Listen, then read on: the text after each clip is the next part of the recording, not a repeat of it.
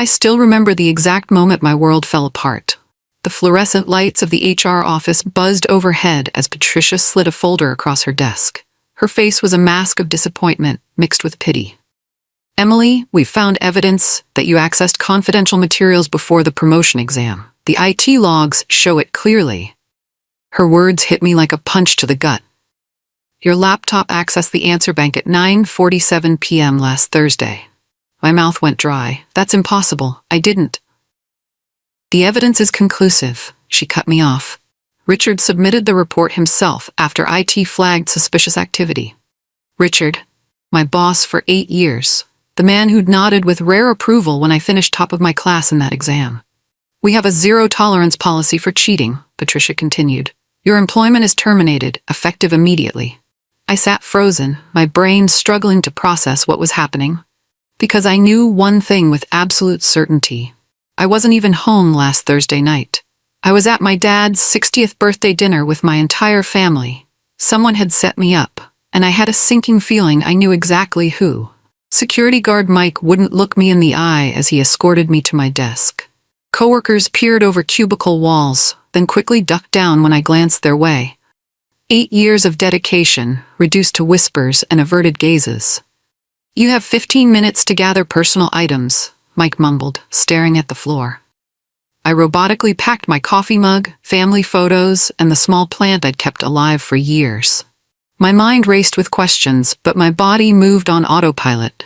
Before I even reached the parking garage, my company email stopped working. My security badge deactivated with a sad little beep when I tried to use the elevator. In my car, a text from Jessica in accounting popped up. "HR just sent an email about your violation of company ethics. What happened?" I couldn't answer. My throat felt like I'd swallowed glass. At home, I found an email from legal. "Do not attempt to contact current employees or clients of Mercer Financial. Any such contact will be considered harassment." They hadn't just fired me, they had erased me. And Richard, my mentor, my boss, had orchestrated the whole thing. What I didn't understand was why. I sat on my couch that night, surrounded by crumpled tissues, scrolling through my phone. Photos from Dad's birthday dinner filled my screen, time-stamped 7:30 to 11:15 p.m. last Thursday. The exact time I supposedly accessed those files. There were dozens of witnesses, a restaurant receipt, even an Instagram post from my sister with me clearly in the background, captioned 9:45 p.m. and Dad still going strong. I forwarded everything to Patricia in HR with a desperate note explaining my alibi. Her response came minutes later. "The logs show the access came from your company laptop at your home IP address. This matter is closed." I threw my phone across the room and buried my face in my hands. It didn't make sense. I never brought my work laptop to Dad's birthday. It had been at home, powered down. Unless someone else had accessed it remotely? But that would take admin credentials. It would mean someone deliberately framed me. As I reached for my phone to check my calendar again, it buzzed with an unknown number. "Emily? It's Ethan from IT. Don't hang up. I think I know what happened." My heart skipped a beat. Ethan Rise and I weren't friends exactly, but we'd always been friendly. He was that rare IT guy who didn't talk down to people who asked for help. He'd been on leave when everything happened. "I just got back and heard," he said. Voice low like he was hiding. "It doesn't add up. You cheating? No way." For the first time in 2 days, I felt tears of relief instead of despair. Someone believed me. "The logs looked too perfect," he continued.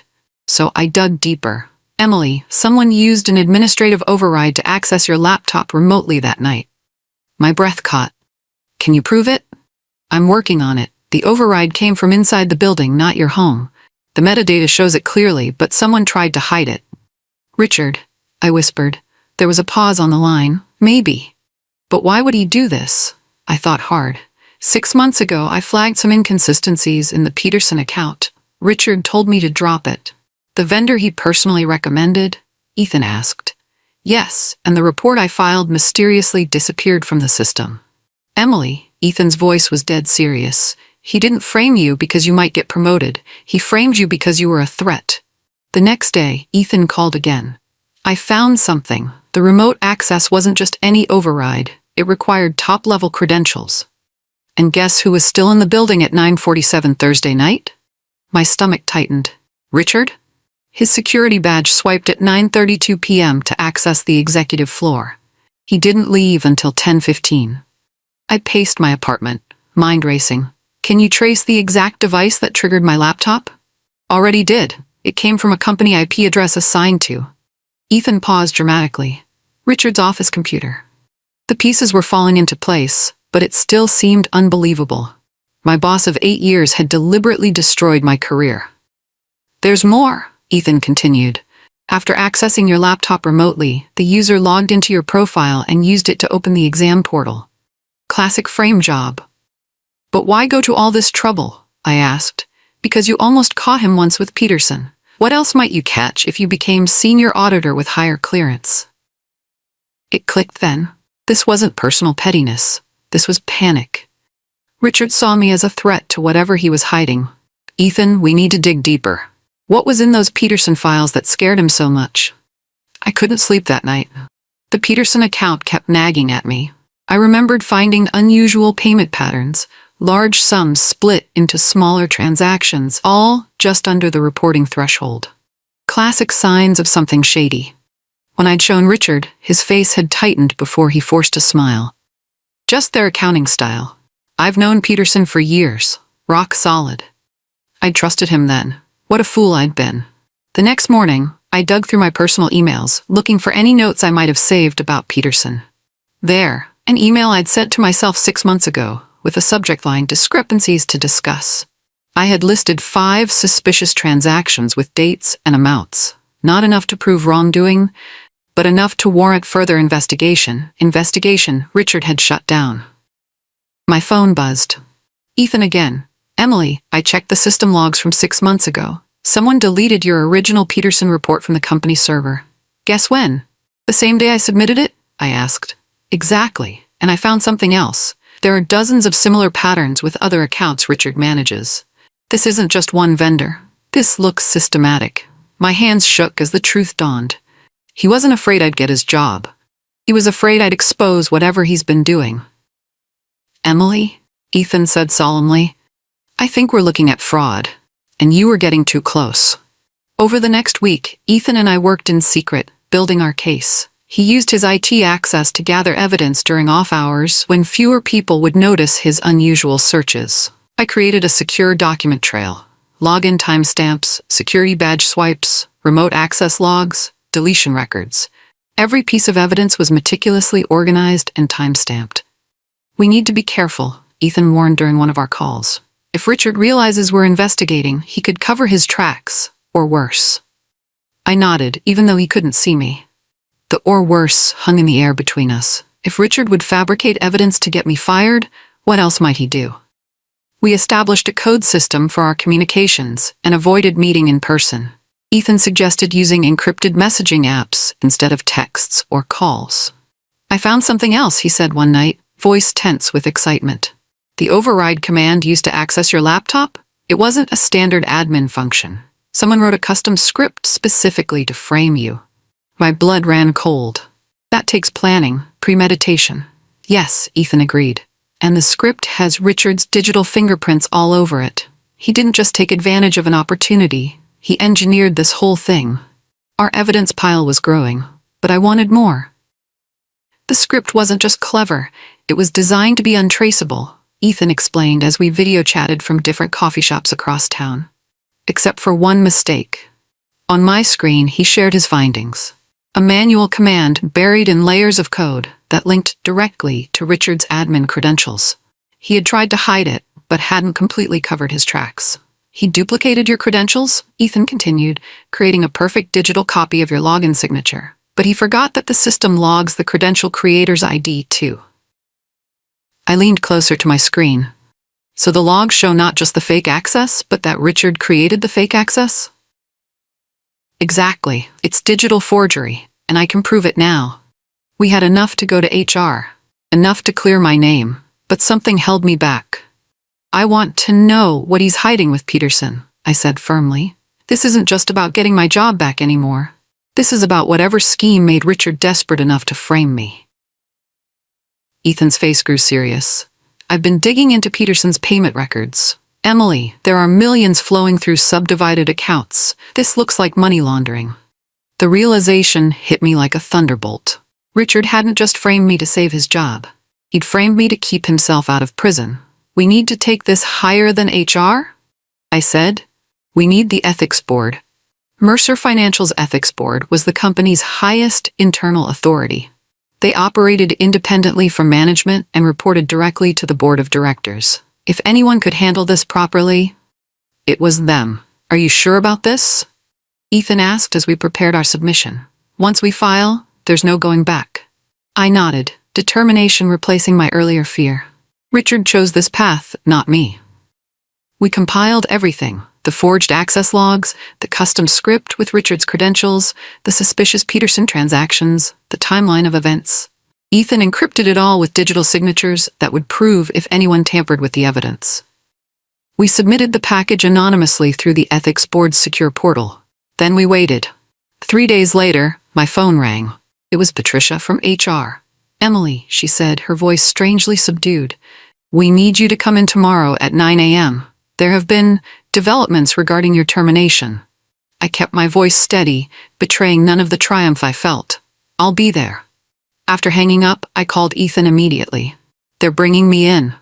This is it, he replied. Remember, act surprised by whatever they tell you. We can't let them know we were working together. The next morning, I dressed in my best suit and took a deep breath. This time, I would walk into Mercer Financial on my terms. The same security guard who'd escorted me out nodded respectfully as I entered the building. Patricia was waiting in the lobby, her usual confidence replaced by nervous energy. Thank you for coming in, she said, leading me not to her office, but to the executive conference room. Inside sat the chief HR officer, the general counsel, and the head of the ethics board. Their expressions were grave.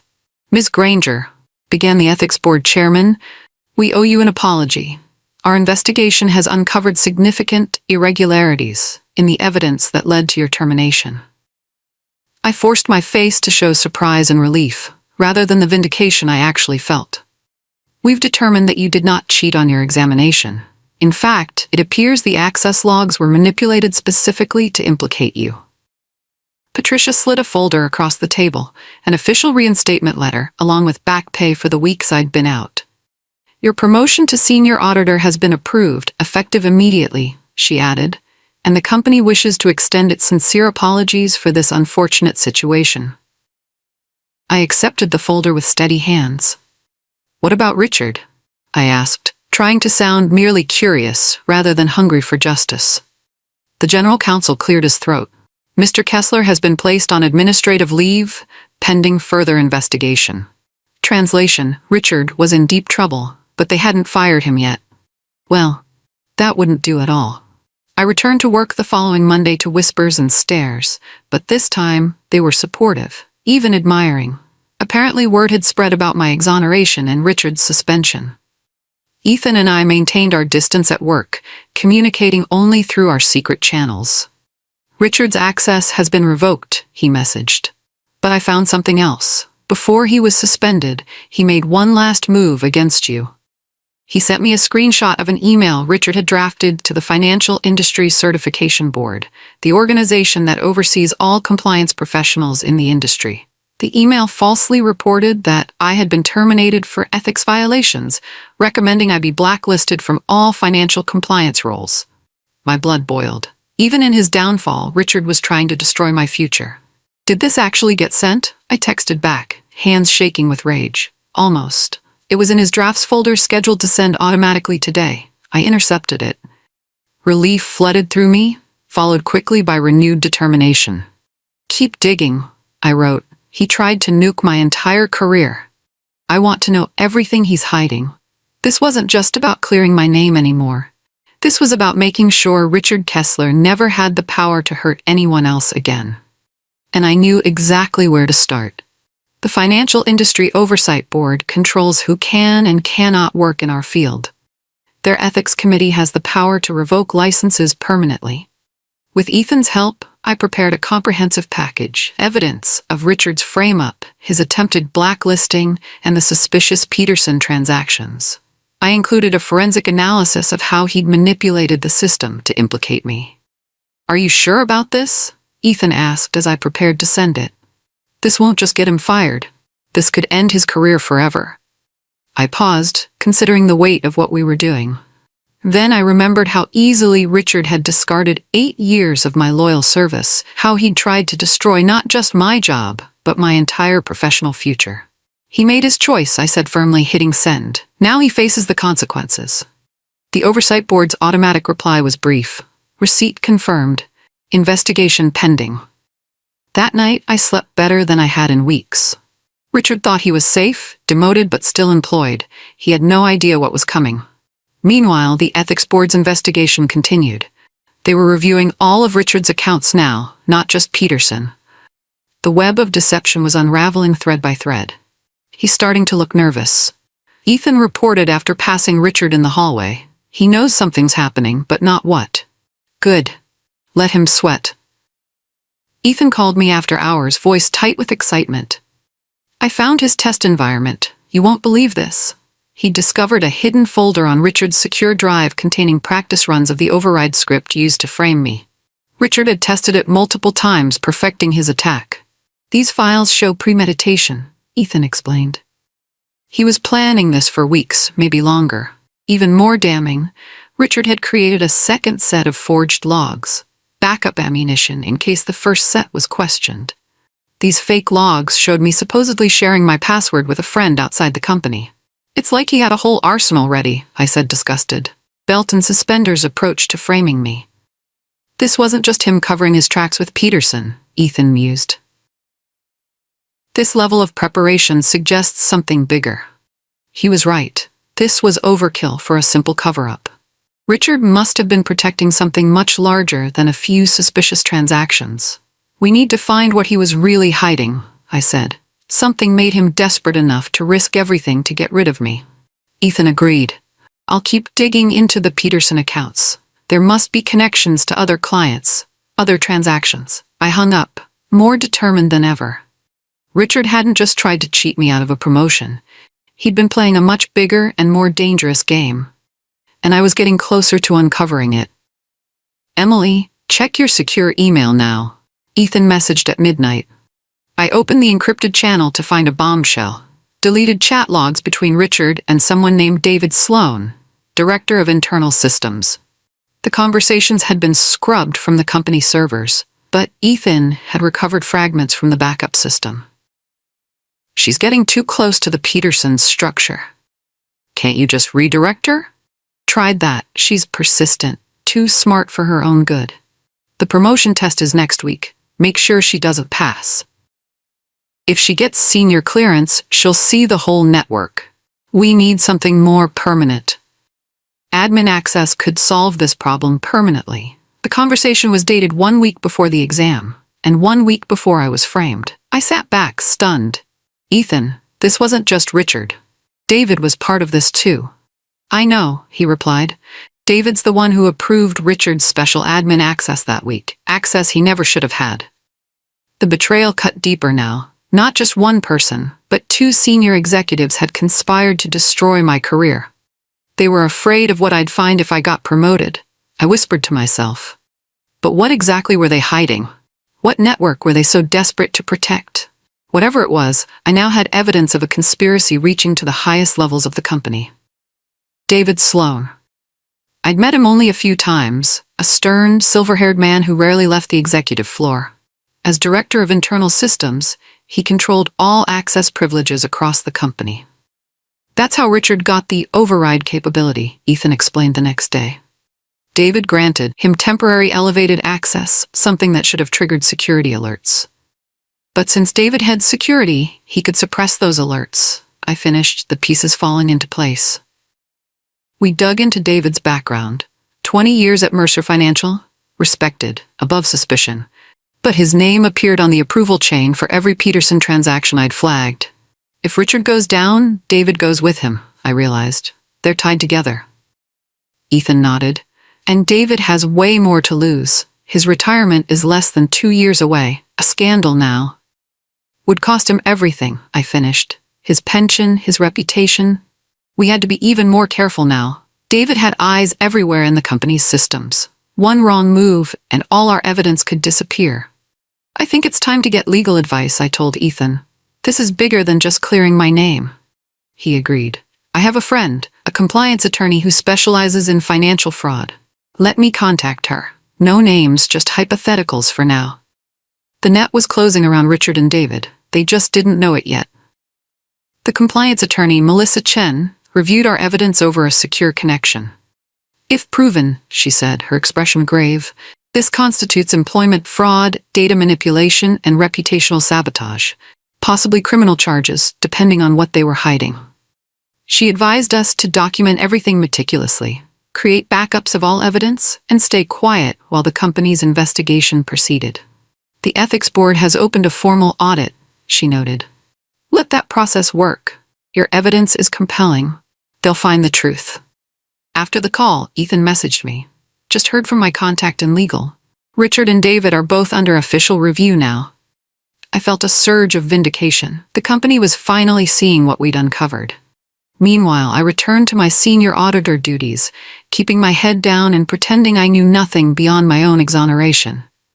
It wasn't easy sitting in meetings, analyzing reports, acting normal when I knew a storm was brewing. Twice I passed Richard in the hallway.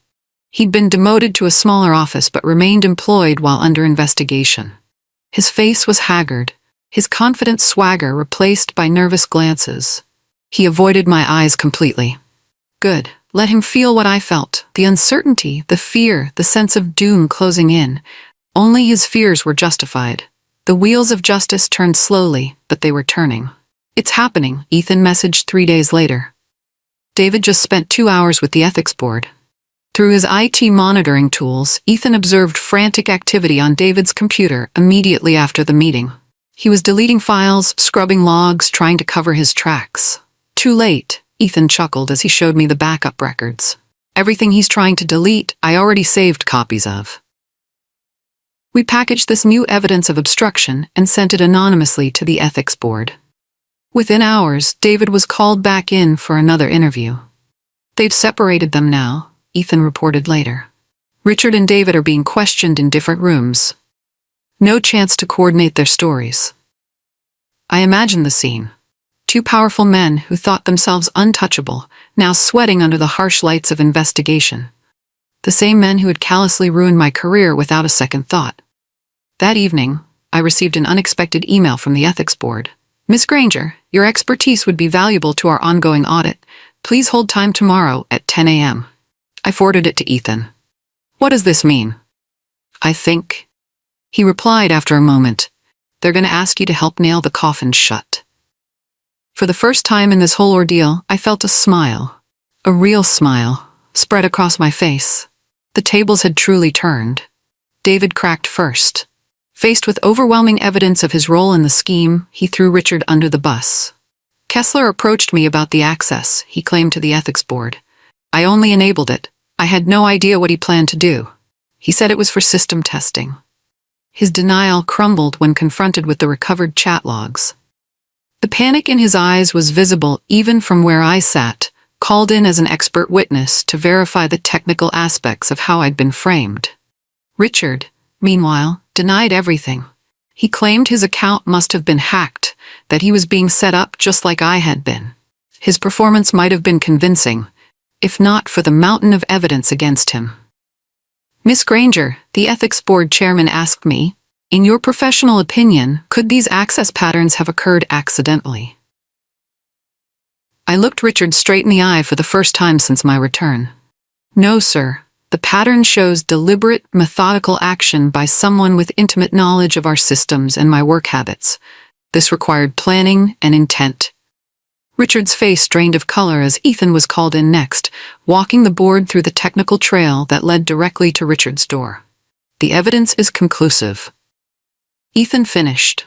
There is no possibility this was coincidental or accidental. Richard slumped in his chair, finally realizing his defeat was complete. The ethics board's verdict came down like a hammer the next day.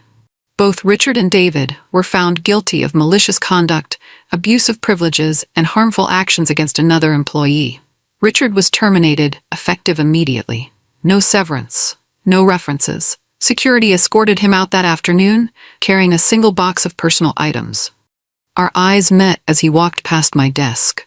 The hatred in his gaze was palpable, but beneath it lay something else. Fear. He knew this wasn't the end. David received a different fate: demotion to a non-management role, permanent flag in his HR file, and mandatory ethics training. His proximity to retirement had earned him a sliver of mercy. The company called an all-hands meeting to address the situation, making it clear that integrity violations would not be tolerated at any level. Without naming me directly, they referenced recent events that had exposed serious ethical breaches. After the meeting, the chief HR officer approached me privately. "Emily, we want to offer you a formal apology again, and we'd like to discuss additional compensation for the hardship you experienced." I nodded politely, but my mind was elsewhere. Because while Mercer Financial thought this matter was closed, I knew the final act was still to come. The Oversight Board hadn't issued their ruling yet. The Financial Industry Oversight Board moved slowly but definitively. 3 weeks after my submission, they reached their decision. Richard Kessler's license to work in corporate finance was permanently revoked. The official notice arrived in both his personal email and the company's compliance department simultaneously.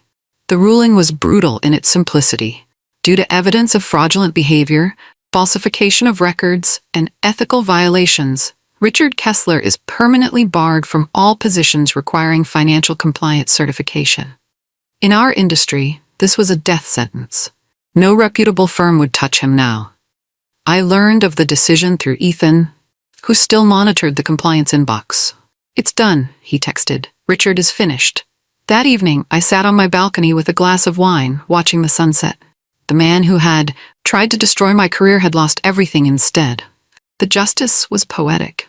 Yet I felt no celebration, only a quiet sense of closure. This hadn't been about revenge, but accountability. Richard had made his choices, and now he faced their consequences. My phone buzzed with news alerts. The story had broken in the financial press. Former Mercer executive barred from industry after ethics scandal. Richard's fall from grace was complete, public, and permanent. The cheater label he tried to pin on me now belonged to him forever. The fallout continued. David Sloan announced his early retirement, effective immediately. The spend more time with family excuse fooled no one. My phone rang constantly with recruiters suddenly interested in my unique experience in compliance and ethics. Word had spread about my exoneration and subsequent role in exposing the fraud. The CEO himself invited me to lunch, offering effusive apologies and a substantial raise. "We value integrity here at Mercer," he insisted, as if the entire scandal hadn't happened on his watch. I smiled politely through the meal, but had already made my decision. I declined the company's improved offer to stay. "I appreciate the opportunity," I told him, "but I think it's time for me to explore new horizons." His surprise was obvious. He'd expected gratitude, not independence. "May I ask where you're heading?" "I'm considering my options," I replied diplomatically. The truth was, I'd already accepted an offer from Archway Partners, Mercer's most prestigious competitor. They'd reached out discreetly, impressed by how I'd handled the entire situation. As I cleaned out my desk for the second time in 2 months, the difference was striking. This time, I left on my terms, head held high, future bright. Ethan stopped by as I packed. "So what's next for you?" he asked. I smiled. "Actually, I have a question about that. You want me to come with you to Archway?" Ethan's eyes widened. "Seriously?" I nodded. "I've already discussed it with them. They're impressed with your skills and integrity. The offer includes a substantial raise for both of us." Archway Partners had been thrilled at the prospect of poaching 2 top talents from their rival, especially under these circumstances.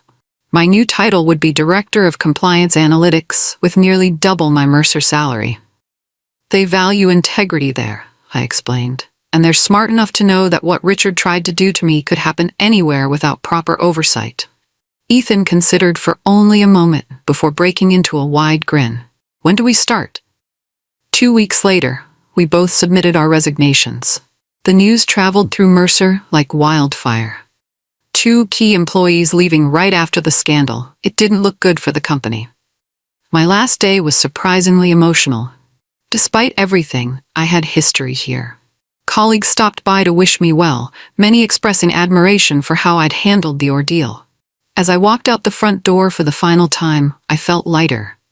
The betrayal still stung, but it had led me to something better. A workplace that valued my skills and my character. Sometimes getting pushed off a cliff teaches you that you can fly. My first week at Archway was ending when I received a crisp envelope with Mercer Financial's logo. Inside was a handwritten note from the head of their ethics committee.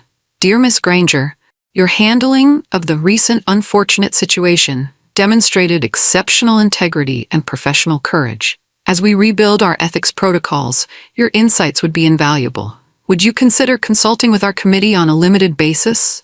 Respectfully, Jonathan Wells.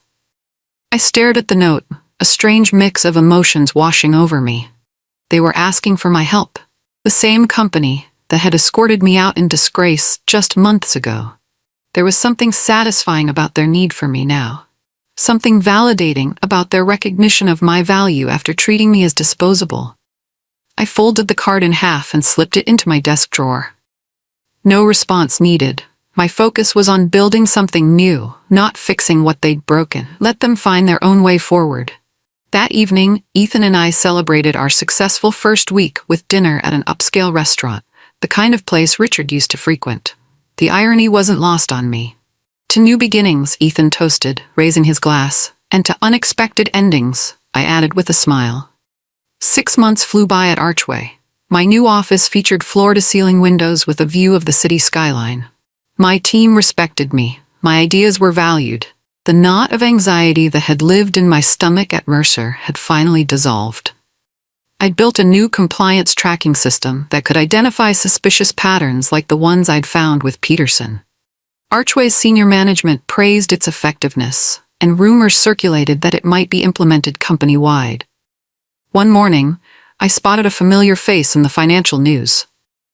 Richard Kessler, looking haggard, was being investigated for a pattern of irregularities at Mercer Financial that predated my firing. The Peterson account was specifically mentioned. So that was what he'd been hiding, not just one suspicious client, but a systematic fraud that was only now coming to light. I felt a moment of vindication, but no real joy in his continued downfall. Richard had become a cautionary tale, nothing more.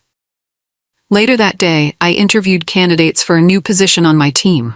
One question I always asked, tell me about a time you faced an ethical challenge. Their answers told me everything I needed to know about who they really were beneath the polished resumes. Because I'd learned the hard way. Character reveals itself not in easy times, but in moments of pressure and temptation. 1 year to the day after my wrongful termination, I sat at my desk at Archway, reviewing quarterly compliance reports. My team had just completed a major audit with 0 flags. A testament to the systems we'd built. Ethan knocked on my open door. Did you see this? He handed me his tablet, displaying Mercer Financial's latest earnings report. Their stock had plummeted after the full extent of the Peterson scandal became public. The fraud had been much bigger than we'd initially suspected. Richard and David had been protecting a network of shell companies that laundered money through Mercer for years. The SEC was now involved. I handed the tablet back to Ethan. Not our circus, not our monkeys. He smiled at the phrase, my new mantra whenever Mercer news broke. That evening, I opened a blank document on my laptop and typed a single sentence. When someone shows you who they are, believe them the first time. Below it, I added, and when someone underestimates you, let that be their mistake, not yours. I saved the file as lessons learned and closed my laptop. Richard had tried to paint me as a cheater, to erase my career and my reputation. Instead, he'd only revealed his own corruption while inadvertently pushing me towards something better. Sometimes the worst day of your life becomes the first day of your best chapter. I was living proof.